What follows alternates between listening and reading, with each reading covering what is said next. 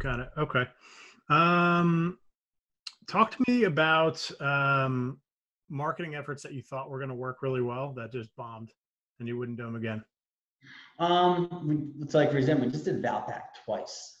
And we knew it had a really low ratio for the ROI. Sure.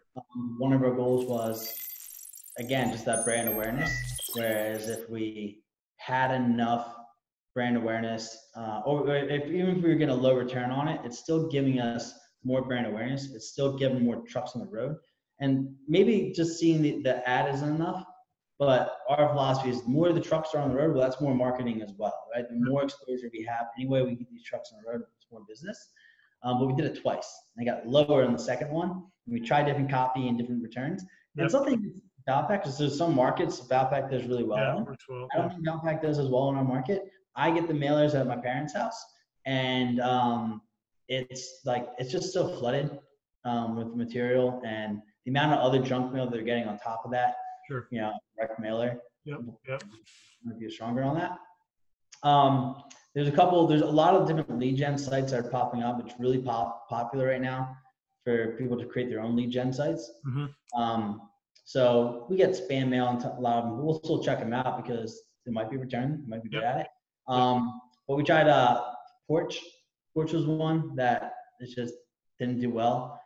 Smith didn't do well for us. Like these little Thumbtack, I'm not a big fan of. Okay. There's certain lead gen sites that when we really track the return and how much effort it is to actually book on there and competitive, it's not worth the time. For a smaller job, for a smaller company, when you're willing to sacrifice your margins more, it's not bad. But as you're trying to scale, your margins are really important for you consistently. So those low-end lead sites, I definitely recommend trying everything in your market, but you got to be quick to cut some things. Again, even our new shotgun approaches now. Valpak, the reason I go that was expensive. It's $2,200 a month locked in for 4 months. And when you're a smaller company, you can't afford it. That's why I chose I love the direct marketing on other sides. When you're a smaller company, you can't afford that. You can't afford to be wrong. You can afford it to be right if it gives you money. Being locked into that so much. So again, there's so much stuff that's varies on market and the varies on your company and your pitch. And also, anything is your smaller company and you can't pick up the phone right then and there, I'd avoid any of those, especially if you're paying for it. Especially if it's going to multiple vendors. So if you do a Thumbtack or a Home Advisor, you can't answer the phone within a minute, and our policy is 10 seconds.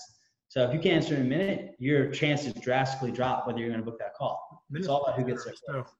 So I think that's the thing too. It's just all about what's your capacity as a company. And are you going to be able to answer that call right away? Because that's one of our things. Our first thing on sales is to pick up the phone fast, and that's your first impression, and that also allows them not to go anywhere else.